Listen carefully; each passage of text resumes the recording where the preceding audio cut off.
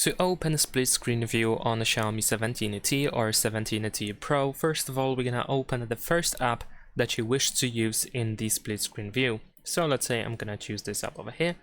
Next, we want to open a recent or background apps, just like that. And then you can press and hold your finger on the app that you want to open in this split screen view. You should be able to find this icon over here, like two rectangles.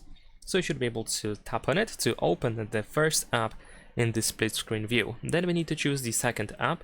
So we can even go to the home screen if you want to, and then you can just simply choose whichever app you want to open in the second app that you want to open in the split screen view. You can also grab by this middle button in order to adjust the split. You can also swipe all the way down or all the way up in order to go back to the full screen. And also we have these three dots at the top of each app where we can find some additional options, like for example you can switch sides, you can open an app in the floating window mode, or you can just go back to the full screen. And that is pretty much it. Leave a like and subscribe.